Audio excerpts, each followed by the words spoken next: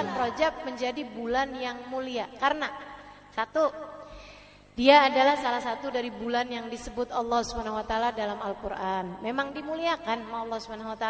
Dah, itu aja udah cukup untuk menunjukkan kemuliaannya bulan Rajab. Kemudian yang kedua, karena Rajab itu adalah merupakan gerbangnya Ramadan. Gerbangnya Ramadan. Nabi Muhammad tiap kali masuk bulan Rajab, Nabi doa, Allahumma barik lana fi Rajab wa Sya'ban wa ballighna Ramadan. Ya Allah, berkahi aku di bulan Rajab, berkahi aku di bulan Sya'ban, sampaikan umurku sampai ketemu bulan Ramadan. Nah itu Nabi nariknya nggak cuman ke Ramadannya, nggak cuman ke Sya'bannya, tapi Nabi narik dari bulan Rajab. Artinya bahwa bulan Rajab itu adalah bulan gerbang menuju kepada bulan Ramadan. Sehingga para ulama banyak sekali nih yang mengatakan tentang hal-hal seperti ini dari urutan antara Rajab, Sya'ban, Ramadan. Ada yang bilang Rajab syahruz zara, Sya'ban syahrus saqi, wa Ramadan syahrul hasad. Rajab bulan kita menanam, Sya'ban bulan kita menyiram, dan Ramadan bulan kita panen.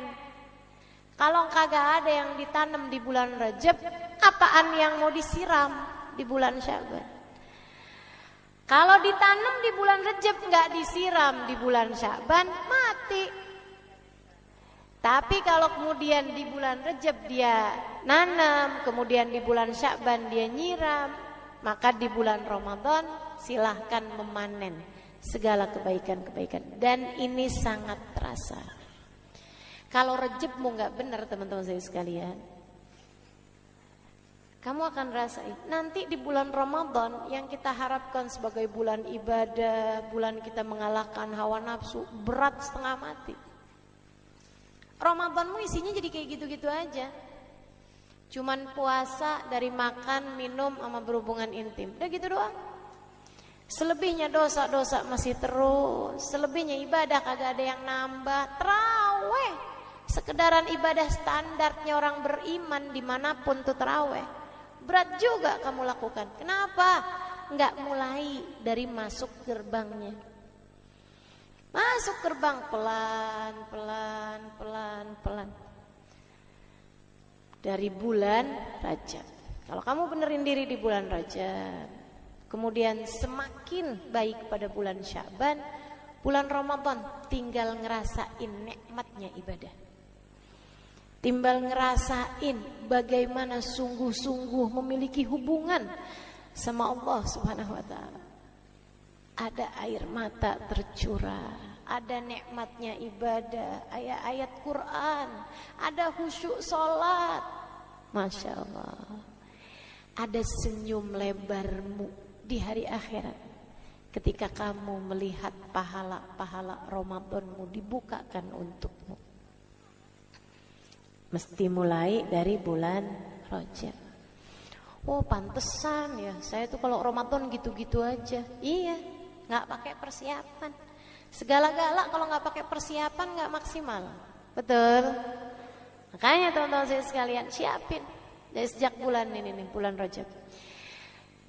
Dia bulan gerbang menuju Ramadan. Sayyidil Hibzain bin Smith, guru saya, guru kita semua, harapan saya. Beliau mengatakan, Rajab syahrut takhalli, wa Sya'ban syahrut tahalli, wa Ramadan syahrut tajalli. Kok bahasanya mirip-mirip ya? Nah orang pinter tuh ngomongnya enak. Habib Zain ya, pinter luar biasa ngomongnya enak. Rajab syahrut takhalli, Rajab bulanmu bersih-bersih, mengosongkan diri dari dosa-dosa, bersih-bersihin dosa, kosongin tuh dosa-dosa dari hatimu. Wa Sya'ban syahrut tahalli, Sya'ban adalah bulanmu berhias diri. Habis dibersihin, sekarang tinggal tuh dipasangin interior yang bagus, ibarat kamar. Gitu ya. Ramadan syahrut tajalli.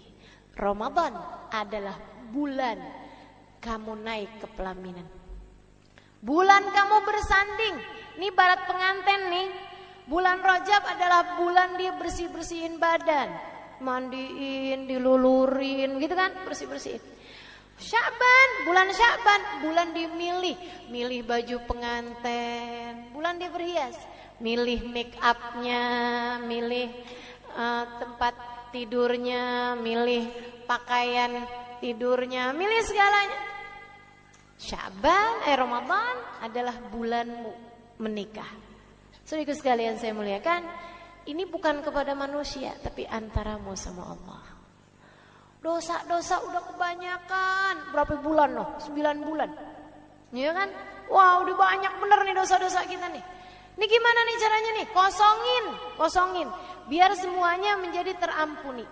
Kalau udah kosong, bulan Sya'ban hias-hiasin hatimu. Hati yang udah kosong dihiasin. Dihiasin dengan apa? Tidak ada penghias hati lebih dari sesuatu yang indah. Dihiasi dengan yang indah. Oke, boleh. Yang indah apa? Yang indah namanya Muhammad. Maka bulan Sya'ban banyaklah bersolawat kepada Nabi Muhammad.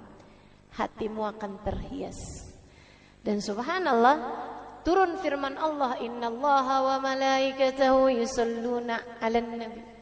Ya ayyuhalladzina amanu sallu 'alaihi wa sallimu taslima. Pada bulan Sya'ban. Karenanya Nabi Muhammad mengatakan, Rajab syahrullah, Rajab bulannya Allah. Sya'ban syahri, Sya'ban adalah bulanku. Rajab bulan perbaikan hubunganmu dengan Allah, Sya'ban bulan perbaikan hubunganmu denganku. Kata Nabi, deketin dirimu kepadaku, aku akan menghiasi hatimu sehingga menjadi hati yang pantas dipandang Allah dengan pandangan cintanya. Deketi Nabi Muhammad di bulan Sya'ban. Kalau itu udah kamu lakukan, Rajab dosamu terampuni dengan kamu banyak istighfar. Sya'ban kamu menjadi dekat dengan Nabi Muhammad dengan banyak baca sholawat.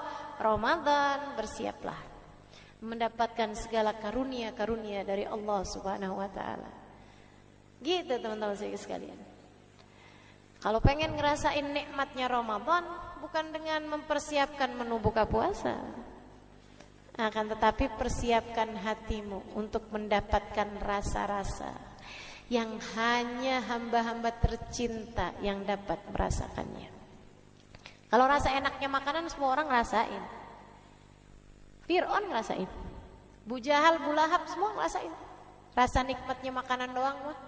Semua orang yang paling dimurka sama Allah, yang udah gak diizinin sama Allah buat sujud barang serakaat pun teman-teman saya sekalian, yang lisannya gak pernah diizinkan Allah untuk memanggil namanya barang sekalipun, dikasih nikmatnya makanan.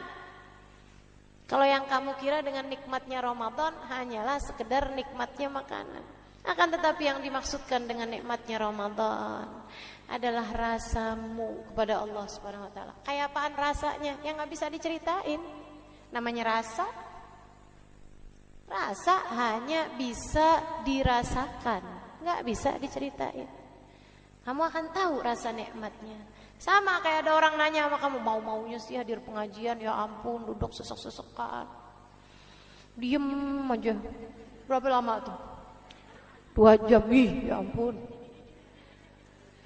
Kamu kok betah banget, malah kamu tungguin kapan nih hari pengajian, kapan hari pengajian. Kamu gak bisa nyeritain nikmatnya hadir di majelis kepada orang yang gak ngerasain. Jadi gimana caranya? Ajakin pergi majelis, dia ngerasain baru tahu. Pengajian kapan lagi sih? Nah loh, udah ngerasain. Nah ini teman-teman saya sekalian, kalau pengen ngerasain nikmatnya Ramadan, nikmat yang sampai bikin kamu tahu gak ada nikmat lebih nikmat daripada nikmatnya ibadah kepada Allah. Gak ada nikmat lebih nikmat daripada merasa cinta kepada Allah. Gak ada nikmat lebih nikmat daripada nikmatnya takhasyuk, tawadhu di hadapan Allah Subhanahu wa taala. Gak ada nikmat lebih nikmat daripada nikmatnya munajat kepada Allah Subhanahu wa taala. Pengen ngerasain nikmat-nikmatnya ibadah, mulai dari bulan Rajab teman-teman sekalian. Gerbangnya masuk yang benar, berhias yang benar, biar pantas kamu, bersih-bersih yang benar, biar nanti pantas diterima. Jadi orang masuk Ramadan enggak pakai siap-siap dari Rajab kayak pengantin, kagak bersih-bersih. Habis itu sesudahnya nggak dandan, jadi masih belepotan. Habis itu habis jatuh dari got, kemudian menuju pelaminan, kawini aku, terimalah aku. Lah, yang ada pengantennya, yang ada calonnya kabur, teman-teman sekalian, nggak mau dia. Bagaimana diterima? Maka demikian pula dengan kita mau masuk kepada bulan Ramadan, persiapannya yang benar, maksimalin, insya Allah. Nah, apa persiapan yang bisa kita lakukan di bulan Rajab ini? Ada 3 hal. Saudara sekalian, kamu bisa perbanyak ketiganya di bulan Rajab. Yang pertama, zikir. Dan sebaik-baik zikirnya adalah istighfar. Ya, istighfar yang banyak, istighfar di bulan Rajab. Terutamanya baca Allahumma ufirli warhamni watub alayya 70 kali ba'da subuh, 70 kali ba'da maghrib. Ustazah, itu katanya hadisnya dhaif. Sejak kapan istighfar kamu nyari hadis? Kenapa kalau disuruh istighfar kamu nyari hadis? Kalau kamu mau nonton, mau ngapa-ngapain, kagak ada tuh nyari hadis. Iya kan, kalau ibadah kan mesti ada tuntunannya. Istighfar tuntunan dari Allah, bukan? Fastaghfiru rabbakum innahu kana ghaffara. Siapa yang suruh? Allah. Beristighfarlah kalian kepada Allah, innahu kana ghaffara. Sesungguhnya Allah Subhanahu wa taala Maha Pengampun. Idza jaa nasrullahi wal fath wa ra'aitan nasa yadkhuluna fi dinillahi afwaja fasabbih bihamdi rabbika wastaghfir. Fasabbih bihamdi rabbika. Bertasbihlah kamu kepada Allah, wastaghfiruh, dan mohon ampunlah, istighfarlah padanya. Innahu kana tawwaba. Gitu. Jadi banyakin istighfar, terutamanya baca Allahumma ufirli warhamni watub alayya. Habis subuh 70 kali, sama ba'da maghrib atau ba'da isya 70 kali. Kalau bisa sambil ngangkat tangan, kerjainnya langsung habis salam. Assalamualaikum warahmatullahi wabarakatuh. Assalamualaikum warahmatullahi wabarakatuh. Kalau lagi sholat, kalau lagi main sudah, ya udah nggak apa-apa, baca aja tetap. Pagi hari 70 kali, sama malam hari ba'da maghrib jam-jam segitu ya, baca juga 70 kali. Kalau bisa tetap dengan angkat tangan sebagai salah satu cara kita agar doa kita diijabah, kita baca Allahumma ufirli, ya Allah ampuni, warhamni, ya Allah sayangi, watub alayya, ya Allah kembalikan aku di jalanmu. Masih kadang suka nyasar-nyasar, ya Allah tolong balikin lagi, ya Allah balikin lagi, ya Allah. Gitu. Allahumma ufirli warhamni. Ustazah udah biasanya Rabbi ufirli warhamni watub alayya. Boleh apa enggak? Boleh. Tapi memang lafadznya yang dari hadis yang saya terima dari guru-guru itu ya, pakainya Allahumma. Allahumma ufirli warhamni watub alayya. Siapa, hadisnya berbunyi, siapa yang membaca ba'da subuh sama ba'da, pokoknya di waktu man gora, siapa yang membaca hina asbah wa hina amsa, setiap pagi dan setiap sore, 70 marrat, 70 kali dari Allahumma ghfirli warhamni wa tub alayya, harramallahu sya'rahu wa basyarahu minan nar. Istiqamah selama 1 bulan di bulan Rajab, insyaallah Allah akan halangkan badannya dan rambutnya dari api neraka. Artinya Allah akan ampuni dosa-dosanya, teman-teman sekalian. Dapetin ampunan kita dari Allah. Insya Allah. Niat kita ngerjain? Niat ya insya Allah kita niat sampai akhir Rajab. Bismillah. Nah ya, teman-teman sekalian. Kemudian apa lagi? Banyakin puasa sunnah. Sebab ada hadisnya ini. Inna yawman minal ashhuril hurum kathalathina sawma yawmin min ashhuril hurum kathalathina yawmin min ghairih. Sesungguhnya puasa 1 hari di bulan-bulan mulia, salah satunya Rajab, itu adalah setara 30 hari di bulan-bulan yang lain. 31 harinya setara 30 hari di bulan-bulan yang lain. Nah, jadi kan banyak tuh pahalanya. Nah, ya. Apalagi yang masih punya hutang puasa di bulan Ramadan, dah bayarin mumpung masih bulan Rajab. Kalau udah masuk bulan Sya'ban pertengahan, itu udah lampunya udah kuning. Kalau udah nyampe ke masuk bulan Ramadan lagi udah merah lampunya, yang artinya kamu kena denda. Dendanya apa? Setiap 1 harinya 1 mud beras, 6 ons beras, kalau belum dibayarkan di bulan yang di tahun ini, gitu. Jelas gak? Jelas ya. Jadi seperti itu teman-teman sekalian. Jadi yang masih punya utang-utang puasa Ramadan, nih bayarin di bulan Rajab ini, kamu akan dapat juga insya Allah pahala puasa Rajab. Gitu. Mudah-mudahan dapat diamalkan. Dan yang terakhir, amalan yang bisa kita lakukan di bulan Rajab, menghidupkan malam dengan banyakin doa. Kapan malamnya? Hanya ada 2 malam. Malam 1 Rajab. Itu salah satu dari malam-malam yang doa tidak ditolak Allah. Dan yang satunya lagi yang kamu bisa hidupkan malamnya, malam 27 Rajab. Malam yang Allah SWT pilihkan untuk baginda kita Nabi besar Muhammad alaihissalam mendapatkan kemuliaan pada malam tersebut berupa di Isra Mi'rajkan oleh Allah Subhanahu wa taala. Maka insya Allah mudah-mudahan kita sebagai umatnya juga di Mi'rajkan sama Allah, dinaikkan sama Allah. Apanya? Derajatnya. Apanya? Dinaikkan kita dari kubangan hawa nafsu kita menuju taatnya hawa nafsu kita. Dari hawa nafsu yang ammarah bisu mengajak kepada keburukan, naik insya Allah menuju ke lawama, hingga naik lagi menuju ke mutmainnah, hawa nafsu yang tenang. Dimi'rajkan kita insya Allah, dari dosa-dosa kita dinaikkan menuju taat pada Allah Subhanahu wa taala. Dari yang asalnya nih kalau diterima sama Allah nih ibadah-ibadah kita nih di bulan Rajab nih teman-teman saudaraku sekalian, ini balasannya dari Allah bukan main-main. Kita lihat yang asalnya gampang ngerjain dosa jadi berat ngerjain dosa. Yang asalnya gampang ngomong kasar, ngomong kotor, bohong, begitu diterima nih di bulan Rajab jadi nggak gampang lagi. Kamu akan lebih mampu untuk menjaga diri, pertanda bahwasanya dosa-dosamu telah diampuni oleh Allah Subhanahu wa taala dan kamu telah dimi'rajkan dari dosa-dosamu menuju taat pada Allah Subhanahu wa taala. Amin ya rabbal alamin. Bismillahirrahmanirrahim.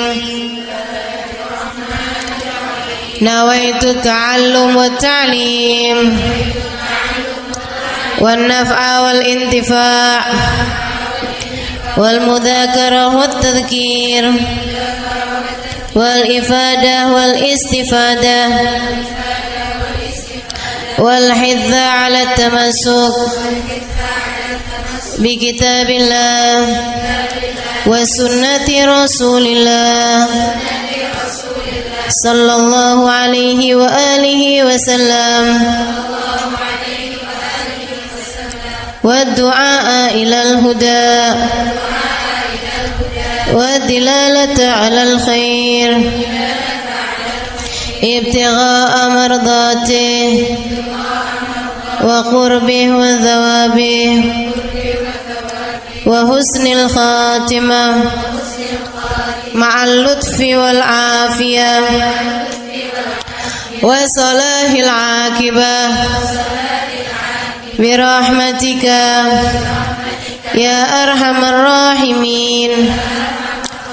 إلى حضرة النبي محمد صلى الله عليه وسلم وآله وصحبه وأزواجه وذريته وأهل بيته وسلم وجميع الأنبياء والمرسلين والملائكة أجمعين أن الله يغفر لهم ويرحمهم ويعلي درجاتهم في الجنة وينفعنا بركاتهم وأسرارهم وأنوارهم وعلومهم ونفعاتهم في الدين والدنيا والآخرة.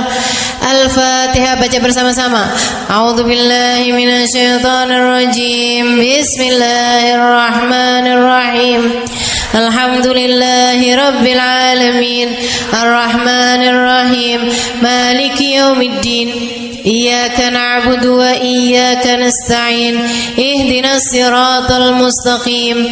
Siratal ladzina an'amta 'alaihim ghairil maghdubi 'alaihim waladdallin. Amin. Taqabbalallah minna wa minkum, taqabbal ya karim. Warraghbah fid dunya, sementara rakus ambisi terhadap dunia, tukatsirul ham, bikin banyak sumpah, wal hazan, dan bikin banyak kesedihan. bikin sedih badan kita, bikin sedih hati kita, bikin sumpek dan bikin akhirnya jadi berpenyakit ya badan kita ini. Ar-raghbah fid dunya. Wal batalah, sementara batalah kalau di situ diartiin apa batalah? Nganggur ya benar. Cuman bahasa yang enak apa ya? Tugasil galba, lalai dari Allah, maksudnya ya nggak kepengen dunia juga, nggak kepengen akhirat juga gitu. Kayak gabut. Anak zaman sekarang bahasanya gabut ya. Gabut itu apa sih sebenarnya? Gak ada kerjaan gitu kan.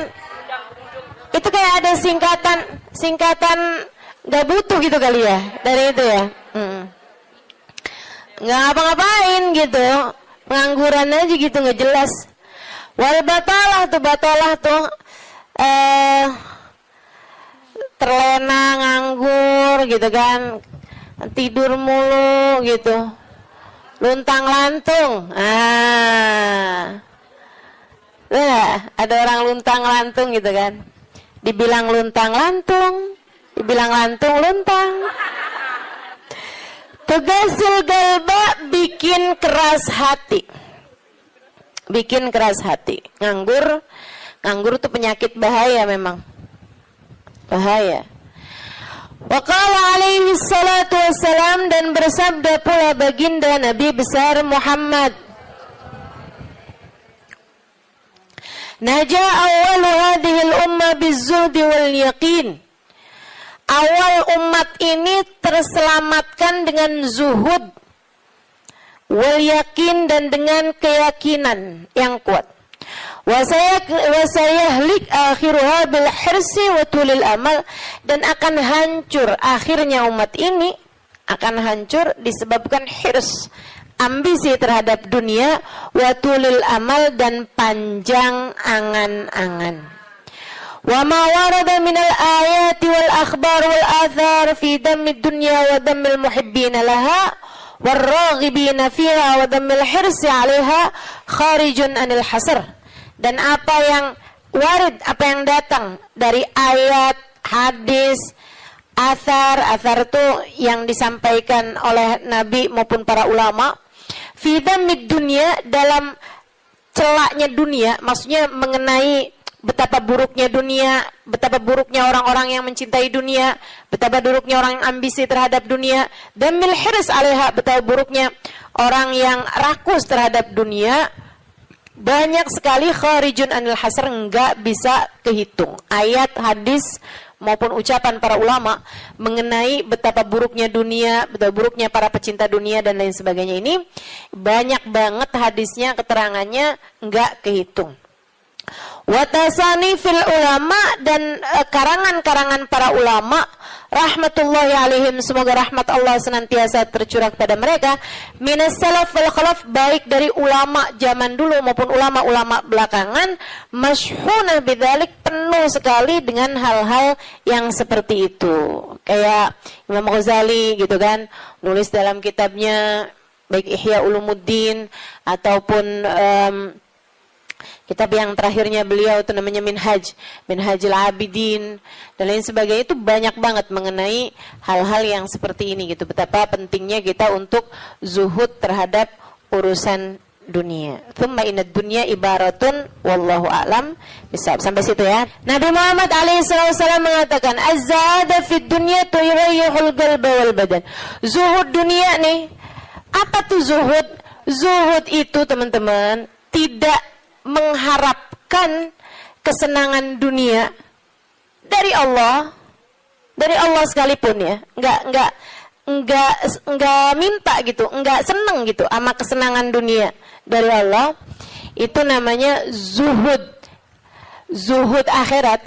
Dan juga teman-teman, zuhud ama manusia itu tidak menginginkan apa yang ada pada manusia, apa yang dimiliki orang enggak kepengen.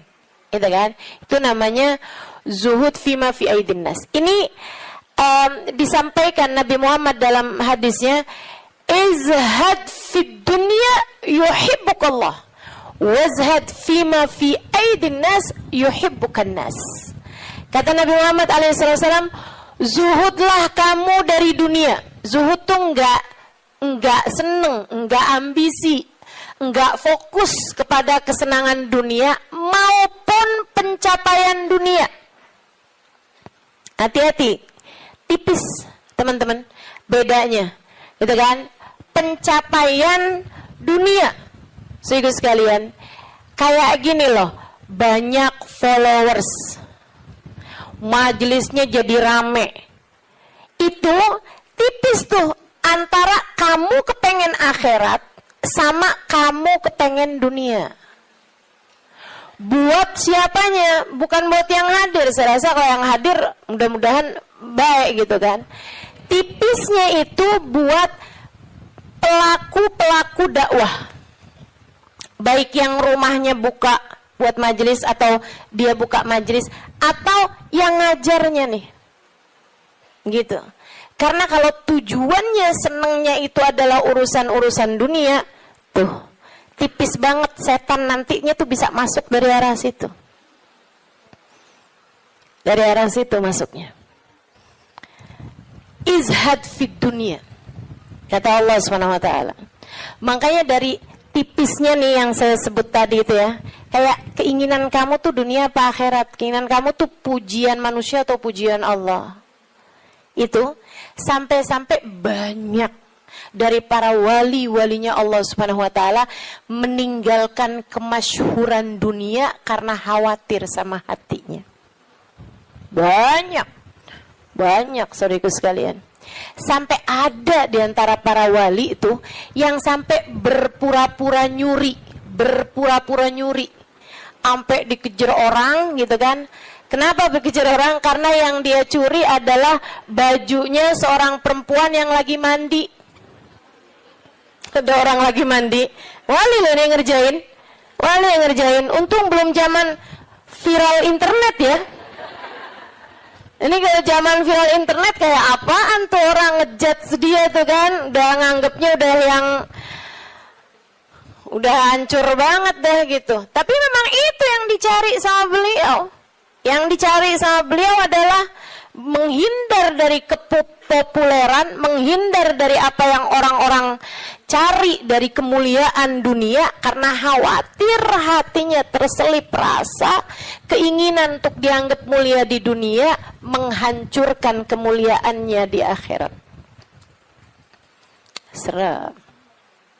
Serem bener buat orang-orang kayak saya yang sama Allah dikasih pegang mic di depan, ya kan? Teman-teman saya sekalian, nggak gampang. Makanya kalau ada yang bisa kamu lakukan untuk saya, doain, biar bisa ikhlas, doain, biar bisa benar gitu, jaga hati, doain, biar disayang Allah gitu. Kesian nih, begitu udah masuk nih setan, teman-teman saya sekalian, setan tuh ya datang ke pedagang beda, datang ke orang awam beda, datang ke ulama beda lagi. Waduh, yang datang ke ulama nih setannya juga ulama. Setannya juga kelas profesional, gitu kan? Jadi nggak ecek-ecek gitu loh. Setannya juga setan-setan berkelas, teman-teman saya sekalian. Nah itu kan yang belum tentu selamat gitu, belum tentu selamat. Masya Allah. Ada tuh zamannya Imam siapa ya? Ada Imam Ghazali cerita dalam Ihya-nya. Kita suka ketawa-ketawa tuh dengerin cerita Imam. Maksudnya kalau baca ceritanya Imam Ghazali yang begitu-begituan. Kata Imam Ghazali dalam Ihya-nya tuh, ada orang atau di Minhaj ya, Allahu a'lam, pokoknya salah satu kitabnya Imam Ghazali lah. Imam Ghazali cerita, ada orang dia itu ulama, teman-teman. Cuman ulamanya itu masih suka ya gitulah, masih ada kesenangan-kesenangan dunianya. Senang sama popularitas, senang sama dimuliain orang, senang sama ini sama itu sama ini sama itu. Ada satu ulama khomul, ulama yang lain nih, ulama yang nggak seneng namanya terkenal, nggak seneng, dia nggak seneng sama urusan begituan, urusannya antara dia sama Allah, tapi ilmunya luar biasa. Ulama yang kedua nih, yang kedua. Ini ulama yang pertama nih, saya nggak inget namanya gitu ya. Dua-duanya nih saya nggak inget namanya. Nah, ulama yang pertama nih, dia lagi khutbah Jumat, teman-teman saya sekalian. Dia ngomong sesuatu yang dinisbatkan kepada ulama yang kedua yang nggak senang keterkenalan apa ini, teman-teman. Dia ngomong bahwa saya pernah dengar kayak, kan ada orang-orang itu ya Allah, mudah-mudahan Allah bersihkan hati kita semuanya nih ya. Ada orang-orang yang kalau cerita sama orang lain, bahkan di mic sekalipun, senang menunjukkan kedekatannya sama ulama yang lain atau sama orang-orang yang berilmu, guru-guru apa segala macam gitu kan ya. Yang tujuannya adalah biar orang tahu nih, gua deket sama si ini, gua deket sama si itu. Paham maksud saya? Mudah-mudahan Allah selamatkan hati saya. Mudah-mudahan Allah selamatkan hati kita semua. Sehingga sekalian, dia bilang tentang ulama B nih. Dia bilang, saya pernah dengar syekh ini mengatakan gitu kan. Syekh itunya hadir di majelis tersebut. Ya. Dan yang diomongin sama syekh A ini tentang syekh B, itu nggak pernah diomongin sama syekh B-nya. Paham? Jadi ulama A ini bohong tentang ulama B. Bohongnya di khutbah Jumat cuman untuk menunjukkan betapa dekatnya dia sama ulama B tersebut itu. Dia ngomong kayak begitu, sehingga sekalian, tahu apa yang dikerjain sama ulama B? Ulama B ini yang, kenapa nih anak? Beliau berdiri nyabut bulu ketiak di tengah orang banyak. Beliau berdiri nih, beliau berdiri kemudian nyabut bulu ketiak. Heh, Syekh, kurang ajar kamu. Ini waktunya khutbah. Saya nggak pasti itu khutbah Jumat atau khutbah yang lain nih ya. Ala kulli hal, Syekh, ngapain kamu nih waktunya khutbah, kamu malah cabut bulu ketiak? Duduk Syekh, nggak punya adab. Kata Syekh B ini, kamu yang nggak punya adab, nak. Kamu yang nggak punya adab, Pak. Kenapa kamu mengingatkan saya untuk sesuatu hal yang sunnah? Nyabut bulu ketiak, kalau salah memang hari Jumat ya. Nyabut bulu ketiak hari Jumat hukumnya sunnah. Ala sunnah. Walimada astahi, dia bilang, kenapa saya mesti malu? Kamu gak punya malu apa depan orang-orang kamu nyabut bulu ketiak? Bulu ketiak itu kan buat laki-laki sama laki-laki nggak aurat. Sesama perempuan aja nggak aurat. Bulu ketiak ya, maaf ya. Teman-teman sekalian, beliau bilang, walimada astahi, kenapa saya mesti malu? Ana ala haq wa anta alal batil. Saya mengerjakan barang hak, kamu mengerjakan barang batil. Dia bilang, saya mengerjakan barang hak, nyabut bulu ketiak sunnah hari Jumat. Dia bilang, kamu ala batil, karena kamu menceritakan tentang saya sesuatu yang tidak pernah saya katakan. Saya Syekh Fulan, saya sebutin nama dia namanya. Ya Allah, merah padam mukanya.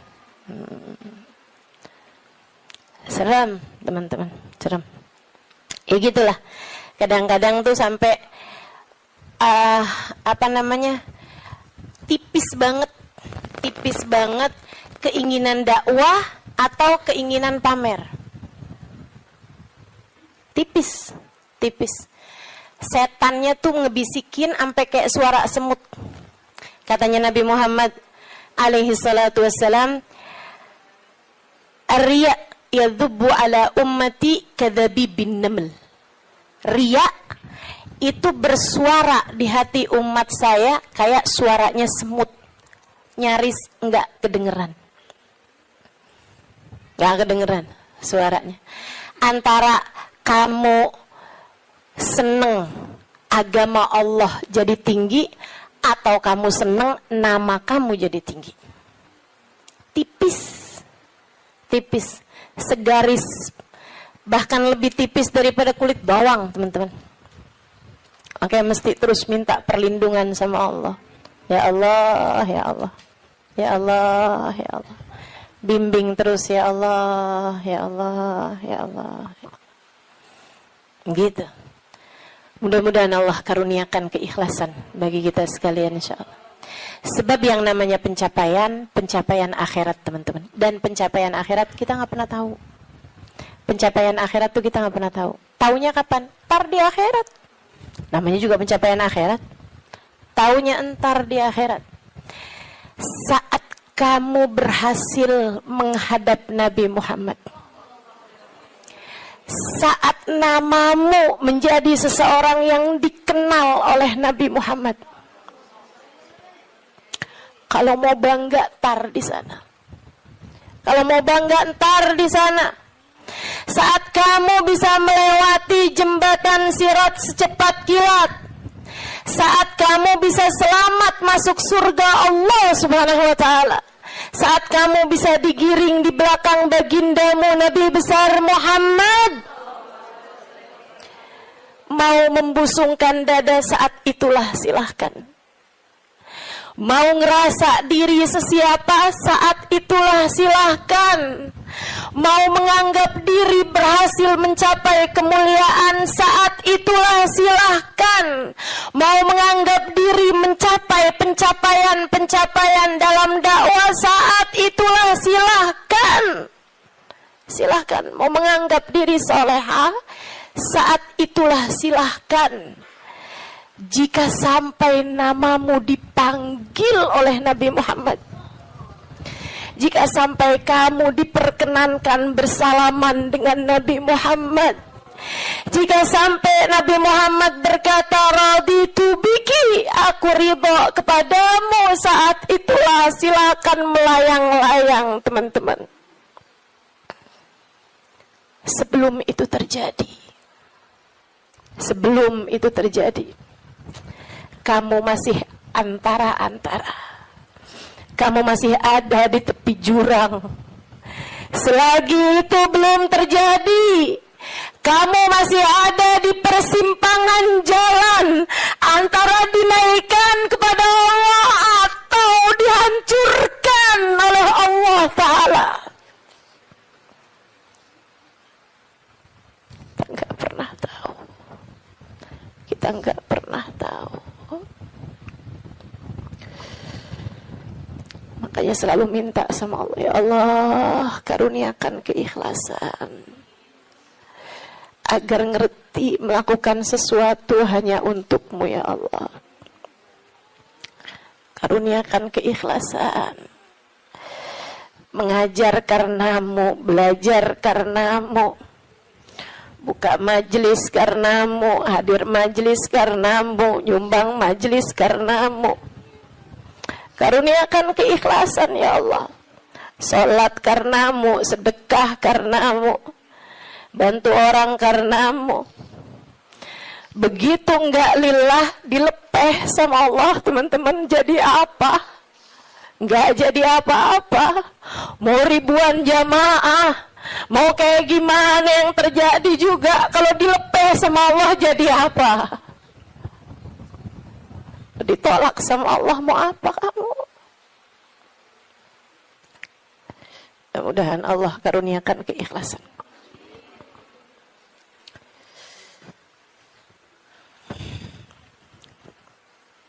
Az-zahada fid dunya, zuhud di dunia, zuhud dunia, ngarepnya cuma Allah semata.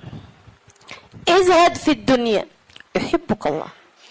Kalau Allah lihat hatimu nggak punya ketertarikan sama dunia, Allah cinta padamu. Gitu kata Nabi Muhammad. Hah? Hati kamu masih ngarep dunia nggak nih? Hati kamu masih ngarep harta, pandangan orang, jabatan, kemuliaan di mata manusia? Kamu masih fokus ke sana apa enggak gitu? Hati kamu masih fokus ke sana, jangan salahkan siapa-siapa. Kalau Allah pun juga belum fokus mengaruniakan rahmatnya kepadamu. Sebab aturannya jelas, kata Nabi Muhammad, izhad fid dunya yuhibbukallah. Bagaimana mungkin Allah akan menempati hatimu jika hatimu masih penuh sesak dengan selainnya? Teman-teman, kamu kalau mau taruhin di kamarmu itu lemari baru, tempat tidur baru, kamu mesti keluarin yang lama. Kalau kamarmu itu masih banyak banget barang-barang lain, yang nggak mungkin yang baru bisa masuk ke dalam kamarmu. Kan begitu? Hati kamu juga gitu. Hati kamu juga gitu. Sehingga sekalian yang saya muliakan, bagaimana mungkin Allah akan berkenan bertahta di hatimu jika hatimu selama ini masih penuh sesak dengan selainnya? Penuh sesak dengan selainnya. Penuh sesak dengan anggapan orang, penuh sesak dengan cinta manusia. Yang kamu pikirin gimana biar suami tetap cinta padamu. Aduh, kamu luar biasa. Siapa yang lagi di WhatsAppin sama suami, siapa yang lagi diteleponin sama suami, sekarang suami lagi di mana, sama siapakah, jangan-jangan dia sedang berada dalam pelukan perempuan yang lain. Waduh, bagaimana kamu berharap Allah bertahta dalam hatimu jika hatimu penuh sesak dengan selainnya? Teman-teman, keluarkan nya yang kecil-kecil agar nya yang besar berkenan bertahta di hatimu. Keluarin yang lain-lain. Keluarin perkara harta, perkara cinta manusia, pujian orang, semuanya keluarin. Jangan selalu nanya apa yang saya inginkan, apa yang saya ingin kerjakan. Tapi selalu bertanya, apa yang Allah inginkan, apa yang Allah mau saya kerjain. Terus gitu.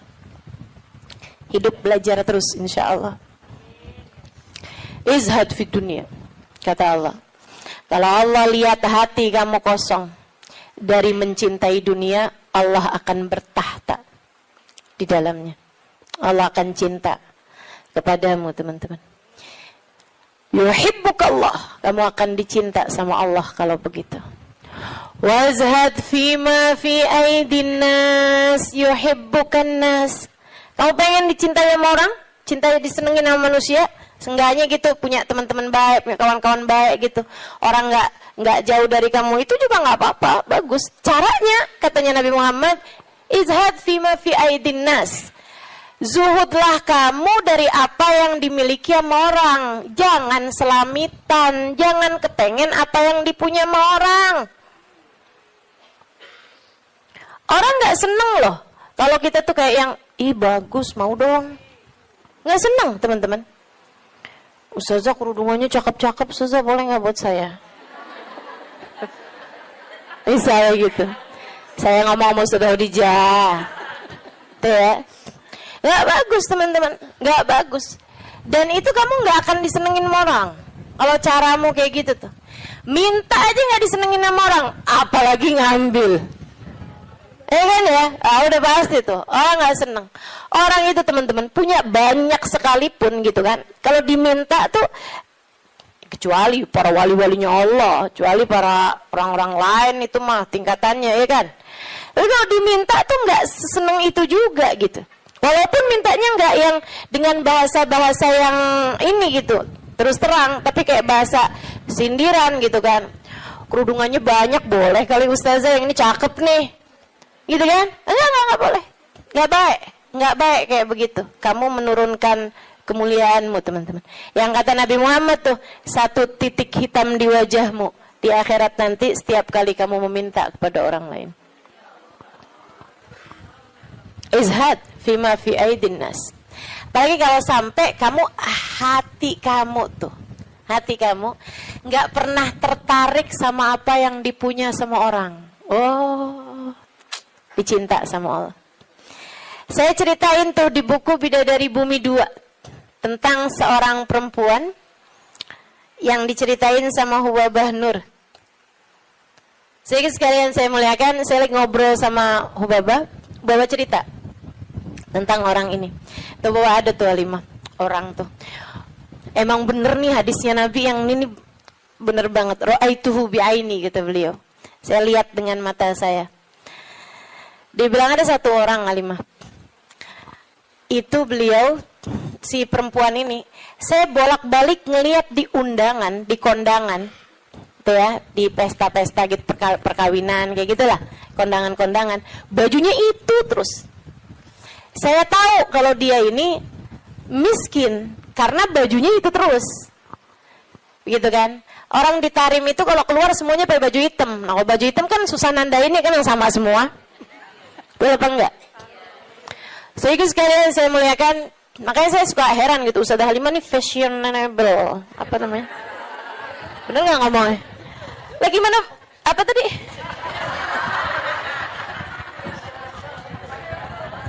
Gimana ngomongnya? Nah, itu dah, pokoknya itu dah. Lah orang saya tiap hari pakai hitam, begitu ya. Sedikit sekalian.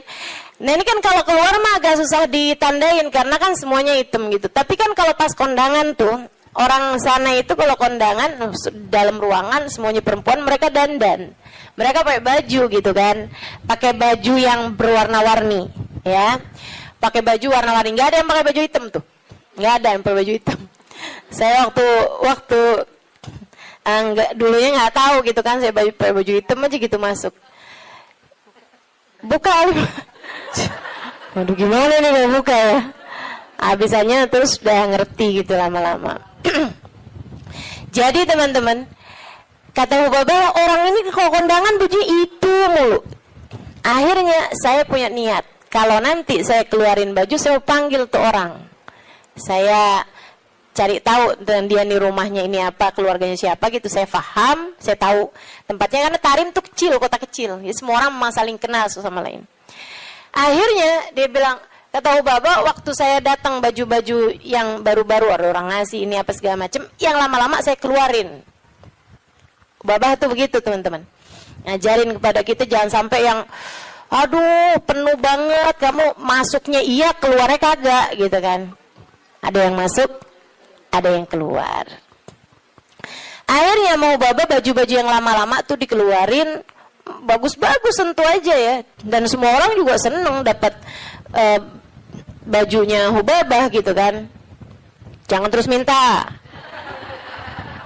jadi kepikir nih berangkat ke Tarim meminta baju mau Hubabah. Tentu berkah kan ya, tentu berkah, tapi ya sekali lagi jangan minta. Subhanallah teman-teman, kalau nggak minta tuh, kalau mintanya mau ntar kasih. Jadi kepikir ya, mau minta sama Allah, nggak usah yang gitu-gitu juga. Mau minta sama Allah tuh pahala aja, udah pasti enak. Teman-teman sih sekalian, akhirnya Hubabah itu ngeluarin baju-baju beliau, ada setumpuk lah gitu. Beliau panggil tuh orang perempuan itu, panggil sama Hubabah. Dia seneng banget dan memang miskin banget teman-teman. Bajunya cuma itu aja, buat kondangan itu, buat keluar itu, buat sholat itu gitu. Dia cuma segitu itu bajunya gitu. Baju sholat kayak mau kena gitu, tuh ya. 2, kalau 1 dicuci kan ada gantinya gitu. Terus baju keluar dia gitu, baju hitam 1, terus baju hari-harinya dia kayak daster gitu buat di rumah, 2 potong 2 biji gitu, tuh 1-nya lagi baju buat kondangan. Udah gitu aja, simple hidupnya. Jadi sekalian dipanggil tuh perempuan sama Hubabah. Kata Hubabah, saya habis ngeluarin baju-baju nih, silahkan kamu pilih yang mana yang kamu mau, sisanya tolong bagiin, kamu yang bagiin gitu, sama siapa yang kamu mau deh gitu. Di depan Hubabah nih, Majlis nih, dia bilang, oh gitu Hubabah, Masya Allah Hubabah, Masya Allah, mudah-mudahan Allah berkahi Hubabah, mudah-mudahan doain panjang lebar gitu. Saya pikir orang alhamdulillah ya, saya memberi kepada orang yang tepat nih gitu. Orangnya seseneng itu gitu dikasih baju. Makasih Bapak, makasih. Mudah-mudahan Allah tambahin Bapak, mudah-mudahan doa apanya. Habis itu dia ambil satu. Wah, ini cocok nih buat ponakan saya nih. Kata, wah ini cocok nih buat teman saya sih itu. Saya lagi, oh cocok nih buat adik saya nih. Ini cocok nih buat tangga saya. Ini cocok. Sampai habis semuanya nggak ada satu pun yang buat dia. Kata Hubabah, begitu semuanya buat orang lain tanpa ada satu pun yang buat orang tersebut. Ya Allah, 5 saat itulah saya jatuh cinta padanya. Bener banget yang Nabi Muhammad bilang, izhad fima fi aidin nas yuhibbukan nas. Ketika kamu tidak tertarik sama apa yang dipunya sama manusia lain, sama orang lain, justru manusia akan cinta padamu. Manusia ini memang unik. Allah tuh seneng kalau ada orang seneng sama apa yang dimiliki sama Allah, Allah seneng. Allah tuh diminta seneng.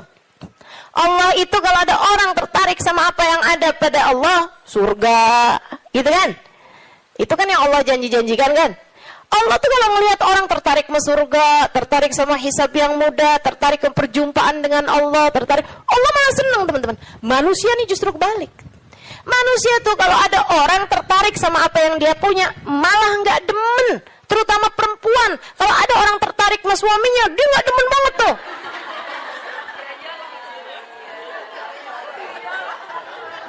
Ya iya kan, mang saya kan lagi bilang.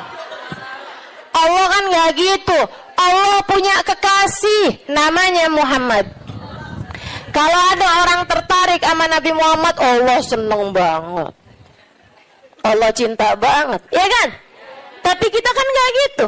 Kita punya tas, kalau ada orang tertarik sama tas kita, boleh dong. Gak demen kita. Betul. Kita lagi makan nih, terus ada yang kayaknya enak tuh yang di piring. Boleh nggak perkedelnya buat saya aja? Gedek apa seneng? Gedek teman-teman, nggak seneng. Kesel kita. Gitu, emang manusia tuh kayak gitu. Sama apa yang dia punya, orang lain tertarik, dia nggak seneng. Dia nggak seneng. So itu sekalian yang saya muliakan. Katanya Hubabah, begitu dia tidak tertarik sama apa yang saya punya, bahkan sama sesuatu yang udah saya bagiin, udah saya kasih sama dia, dia nggak tertarik terhadap dunia, saya jatuh cinta sama dia. Masya Allah. Saya langsung masuk lagi ke kamar, saya ambil baju yang saya sayangi, yang saya sukai, saya lipat bagus-bagus, saya kasihin sama dia, saya bilang yang ini untuk kamu. Saya minta tolong sama kamu, pakailah baju ini buat kamu, saya nyari berkah dari kamu. Saya pengen dapat berkah kamu, tolong pakailah baju saya ini untuk kamu.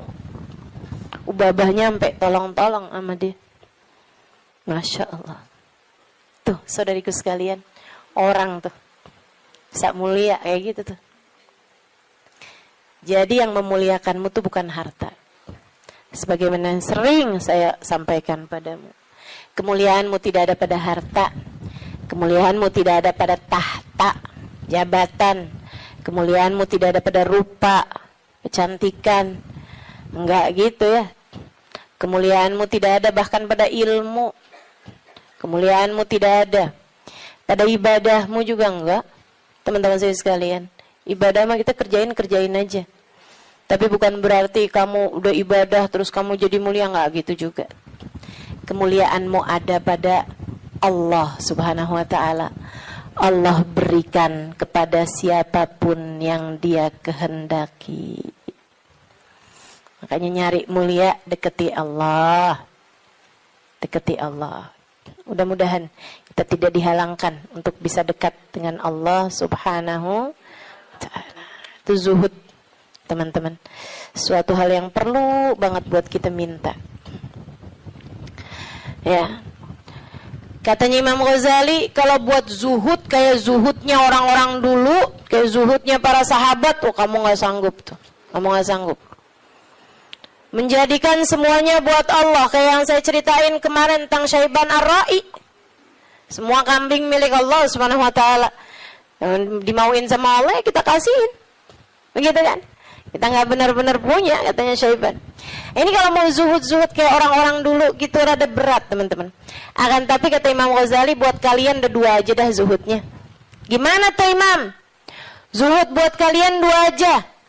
Yang nggak punya jangan tertarik, yang nggak punya jangan minta, jangan tertarik, jangan nggak ada urusan, gitu ya. Sama yang barang yang kita nggak punya, sama perkara yang kita nggak punya, kamu nggak usah minta, kamu nggak usah tertarik. Yang ada jangan dinikmati sendirian. Dunia yang kamu punya jangan dinikmati sendirian, bagi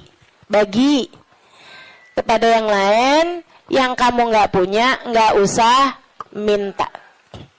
Bahkan kepada yang punya, yaitu Allah Subhanahu wa taala. Yang kamu nggak punya nggak usah tertarik gitu. Ustazah, jadi kita minta sama Allah pun juga nggak usah Ustazah. Ya kalau kamu nggak sanggup minta sama Allah aja lah. Begitu kan? Minta sama Allah. Jangan sampai minta sama orang. Jangan minta sama suami. Teman-teman saya suka, Ustazah serius nih nggak minta sama suami. Saran saya begitu. Kalau kamu mau ikut saya, saran saya begitu. Saya alhamdulillah sampai sekarang kayaknya hampir nggak pernah minta sama suami. Alhamdulillah. Ya Ustazah kan ada duitnya banyak. Ya sekarang duit saya banyak, teman-teman. Sekarang duit saya banyak. Ini saya ceritain ya, sekedar tahaddusan bin ni'mah.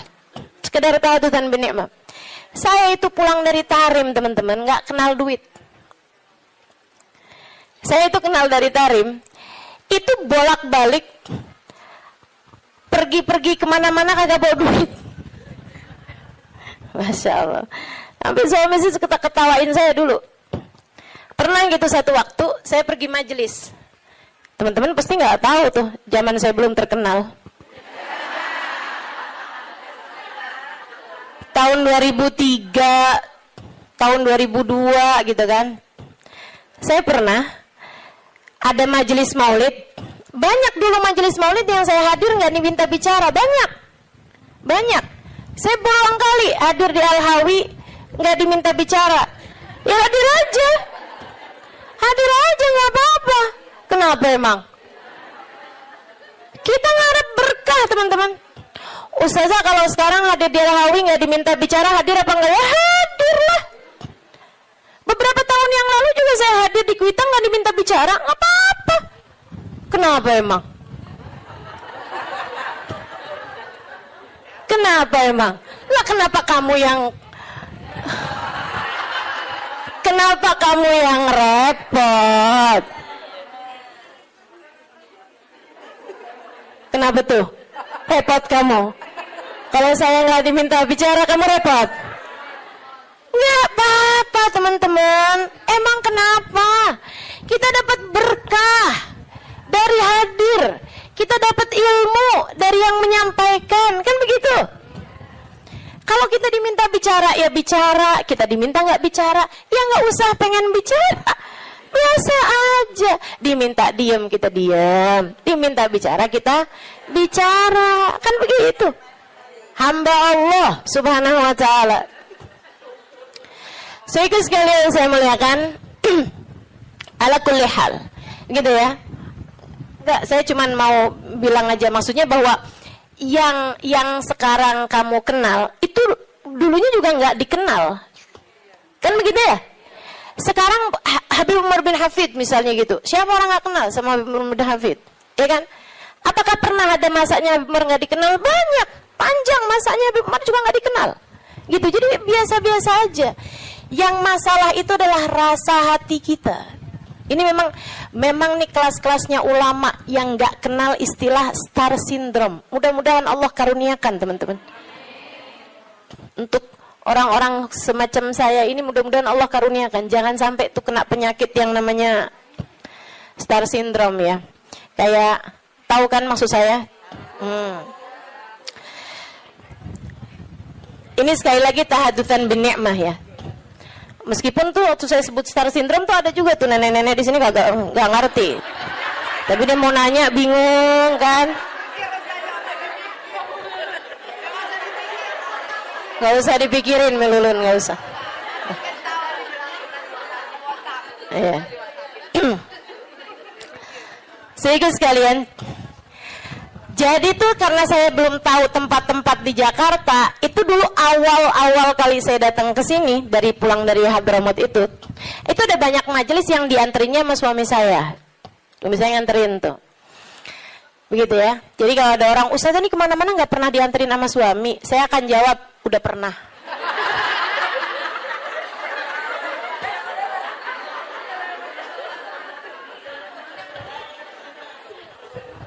Udah pernah, tenang. Nggak usah kamu sok-sokan bikin iri saya, jemput sama suami gitu kan. Sampai di saat nggak dijemput sama suami sekalipun, turun dari Gojek salim. Gara-gara kebiasaan dianterin sama suami.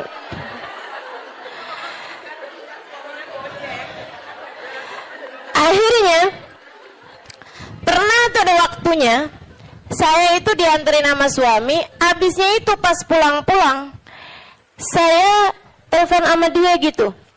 Saya bilang, jemput saya bisa nggak? Dia bilang, waduh, saya susah nih Halimah, saya jauh dari situ. Kamu tadi nggak bilang kalau disuruh jemput juga, saya pikir nganterin aja. Lah saya pulang sama siapa nih? Dia bilang, ya udah ajak siapa kek buat pulang ke rumah kamu. Naik apa? Panggil taksi aja kalau gitu. Duitnya dari mana? Dia bilang, kamu nggak punya duit? Nggak punya? Astagfirullah. Dia bilang, saya kawin sama siapa ini? Nggak ngerti duit. Masya Allah, Masya Allah. Sehingga sekalian, jadi cerita aja gitu. Nggak punya duit nggak bikin saya jadi hina, bukan? Nggak ngenal duit, nggak ngerti duit zaman itu, nggak bikin saya hina. Sehingga sekalian, sekarang saya punya duit, nggak bikin saya jadi tambah mulia. Enggak, cuman jadi lebih gampang aja kalau nyari taksi. Kalau nggak ada yang nganterin, meskipun juga nggak perlu naik taksi ya sekarang, alhamdulillah. Jadi sekalian yang saya muliakan, jadi itu kayak begitu gitu kan, urusan dunia nih nggak bikin kita jadi tambah mulia, nggak bikin kita jadi tambah hina. Kemarin tuh berapa lama yang lalu, Habib Umar ada cerita teman-teman, ada cerita gini nih, kata Habib Umar, marat alayya iyam. Habib Umar, pernah berlalu beberapa hari, bahkan beberapa bulan dari masa kehidupan saya, ma fi jaybi illa 3,000 riyal. Dia bilang, saya nggak punya apa-apa di kantong saya selain 3.000 riyal. 3.000 riyal sama dengan 15.000 duit kita. Main di ghairah. Saya nggak punya selain daripada itu, kata Umar. Cuma 15.000 perak tuh. Berhari-hari, berminggu-minggu, berbulan-bulan. Kata Habib Umar bin Hafid, apakah berkurang kemuliaan seseorang karena nggak punya duit? Apakah berkurang nilai saya gara-gara cuman punya 15.000 itu? Nggak berkurang. Dunia teman-teman tidak memuliakan seseorang. Habib Umar, saya saksinya. Hubabah Nur, Habib Umar, yang ada seberapa dikeluarin, ya udah dikeluarin gitu. Ada tamu-tamu, berapa puluh orang, berapa ratus orang gitu kan. Yang ada pun punya, keluarin. Itu. Nggak ada hitung-hitungan sama urusan duit. Hubabah Nur itu teman-teman saya sekalian, karim banget, dermawan banget. Beliau itu bahkan, kan tinggal di kota Tarim, orangnya miskin-miskin. Banyak di antara mereka tuh yang kayak melahirkan gitu kan, terus nikah apa segala macam, itu pada nggak punya duit. Mereka itu di kota Tarim, kalau nggak punya duit, datangnya ke Hubabah Nur. Hubabah Nur kasih kepada mereka. Sehingga sekalian yang saya muliakan, sampai Hubabah Nur nih ceritain, bukan Hubabah tentu saja ya, cerita orang yang khidmah di rumahnya Hubabah. Itu teman-teman saya sekalian, sampai punya stok di dapur beliau, atinya kambing, atinya unta, gitu ya. Itu beliau stokin di freezernya beliau. Buat siapa? Buat perempuan tarim yang melahirkan gak punya duit biar bisa makan yang bergizi. Pikirin sama Hubabah. Ya Hubabah setiap kali ini gitu, ada uang, ntar beli ini, beli itu, beli ini, beli itu. Yang dipikirin orang mulu tuh, subhanallah, subhanallah. Itu orang mulia, emang mulia teman-teman. Orang mulia itu emang orang mulia. Tuh Bapak Nur, orang mulia. Baik, kita doain panjang umur, sehat badannya. Karena kita ini masih belum sanggup ditinggalin sama beliau. Saya terutamanya, gak sanggup saya. Bayangin Hubabah gak ada gitu. Bayangin Habib Umar gak ada gitu. Ya Allah, mudah-mudahan Allah panjangkan umur beliau insya Allah. La ilaha illallah. Tuh, yang ada dibagi, yang gak ada gak usah dicari. Ya kan? Yang gak ada gak usah dicari, gak usah tertarik, gak usah minta bahkan sama suami. Saran saya gitu. Gak usah minta sama suami. Jangan sandarkan rezekimu sama suamimu. Jangan. Makanya kalau doa urusan rezeki itu teman-teman, gak usah gini loh. Ya Allah banyakin rezekinya suamiku ya Allah gitu, biar bisa ngasih aku gitu. Jangan teman-teman. Doa aja, ya Allah karuniakan rizki kepadaku atau kepada kami deh gitu. Nggak usah kamu sandarkan rezeki kamu tuh sama suami, walaupun yang kerja suami. Karena itu namanya ngatur rezekinya yang dari Allah tuh kayak harus lewat suami gitu. Padahal kan nggak kayak gitu. Tapi kan selama ini kayak gitu. Yaudah doain dia, doain kamu juga gitu.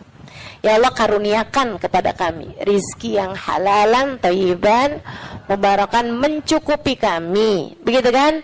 Untuk kehidupan kami. Begitu kalau mau minta urusan rezeki sama Allah. Meskipun para ulama-ulama yang zuhud-zuhud, minta sama Allah aja enggak teman-teman. Minta nih urusan dunia sama Allah aja enggak. Minta sama Allah aja enggak. Urusan dunia, oh enggak. Kami tidak meminta kepada yang punya. Bagaimana mungkin kami memintanya kepada yang enggak punya? Itu katanya Sayyidina Salim. Saya juga sering cerita ini. Cucunya Sayyidina Umar bin Khattab, namanya Syekh Salim, Sayyidina Salim. Saudara sekalian, beliau nih Sayyidina Salim ini ulama terkemuka di kota Madinah, di kota Mekah. Kota Mekah. Satu waktu khalifah lagi haji. Khalifah tuh raja, presiden, ya, di atasnya presiden bahkan. Karena dia mengepalai negara-negara yang ada dalam khilafah Islamiyah. Gitu. Kayak kalau di kita apa ya, ketua PBB kali ya. Cuman itu jadi kayak mengatur negara juga. Kalau PBB kan mengatur negara-negara doang, nggak mengatur negaranya dia sendiri. Kalau ini kayak presiden, tapi selain daripada dia presiden, dia juga ngepalain negara-negara yang ada di dalam kepemimpinannya dia lah gitu ya.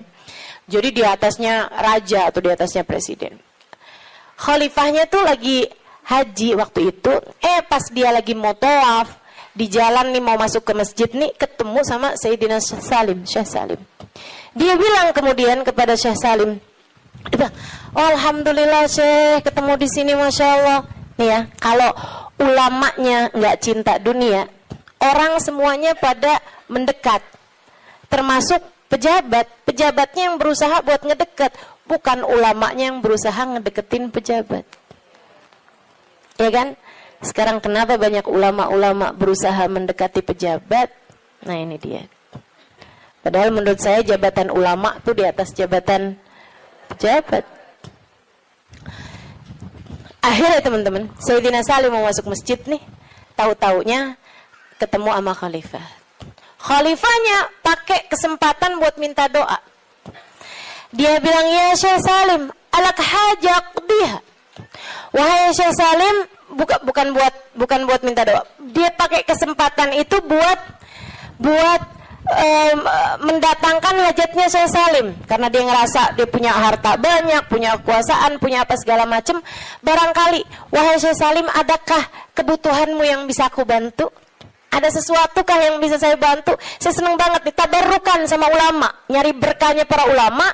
Khalifahnya ini kan udah baik banget ya, udah baik banget nih khalifahnya nih, udah masya Allah banget hatinya sampai bisa kayak begitu gitu sama seorang ulama gitu kan. Bukannya ulama ngajuin proposal, ini malah pejabatnya yang nanya sama ulama tersebut, alat hajak dia, adakah kebutuhanmu yang bisa saya bantu? Katanya Sayyidina Syekh Salim begini nih, maaf kita lagi ada di rumahnya, saya malu untuk meminta kepada selain sahibul bait. Di rumahnya Allah, sahibul baitnya siapa? Allah. Saya malu nih, di rumahnya Allah saya minta sama selain Allah. Fahamnya pejabat tersebut, oh berarti kalau mintanya udah nggak di masjid, mau nih mungkin beliau, gitu kan? Jadilah si pejabat ini nih kayak semacam nungguin sampai Sayyidina Syekh Salim selesai dari urusannya di masjid. Dan beneran, begitu Syekh Salim keluar dari masjid, disamperin lagi. Ini sekarang udah nggak di masjid nih kan? Samperin lagi sama beliau. Ya Syekh, Khalifah, Syekh, saya mau nanya yang tadi apa ya? Itu yang tadi alak hajak diha, adakah kebutuhanmu yang bisa saya bantu? Katanya Sayyidina Syekh Salim, ta'ni bi hajati dunia hajatil akhirah. Maksud kamu hajat dunia atau hajat akhirat? Ya hajat dunia lah Syekh. Kalau hajat akhirat justru orang seperti saya meminta doa kepadamu, biar urusan akhirat kita lancar kan? Kan justru malah ngalat berkah dari para ulama gitu kan. Katanya Syekh Salim, oh maksud kamu hajat dunia? Maaf, kalau urusannya hajat dunia, saya selama ini tidak pernah minta kepada yang punya. Bagaimana mungkin saya meminta kepada yang enggak punya? Yang punya dunia siapa? Allah. Saya malu buat minta dunia sama Allah. Bagaimana mungkin saya minta dunia kepada yang tidak memilikinya, yaitu kamu sebagai manusia. Manusia mau suami kamu, mau anak kamu, mau saudara kamu, semuanya sama-sama tukang makan rejeki. Tidak ada di antara mereka yang memberi rejeki.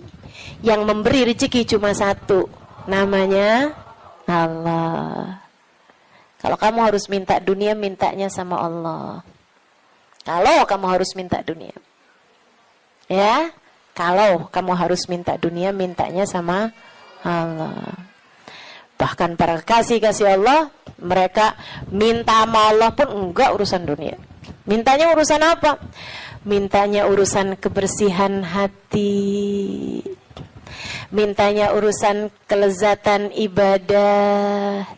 Mintanya urusan kehusyuan sholat. Mintanya urusan keikhlasan berbuat. Mintanya selamat hidup dunia, selamat hidup akhirat. Mintanya husnul khatimah. Mintanya tetap iman Islam. Mintanya rahmat. Mintanya syafaat. Dan lebih daripada itu semua, mereka minta cinta. Mereka minta cinta. Cinta kepada Allah. Cinta kepada Rasulullah. Mereka minta Allah mencintai mereka. Mereka minta Rasulullah mencintai mereka. Itu hal-hal besar untuk kita minta kepada sang pemilik segalanya, teman-teman. Minta itu sesuatu yang gak bisa kebeli pakai duit. Itu gede, barang berharga. Kalau sesuatu yang masih bisa kebeli pakai duit, itu barang yang gak seberapa berkelas, teman-teman. Ya kan? Barang yang gak seberapa berkelas gitu. Mudah-mudahan Allah karuniakan. Itu katanya beliau seperti itu. Wallahu a'lam bishawab. Alhamdulillah. Wassalatu wassalamu ala Rasulillah Muhammad ibn Abdillah wa ala alihi wa sahbihi wa man walah. Subhanaka la ilma lana illa ma 'allamtana innaka antal alimul hakim. Rabbi shrah li sadri wa yassir li amri wahlul 'uqdatan min lisani yafqahu qawli. Amma ba'du. Alhamdulillah, sama-sama kita hormati, kita muliakan keluarga besar dari At-Tarisi At-Thayyibah, Habib Mustafa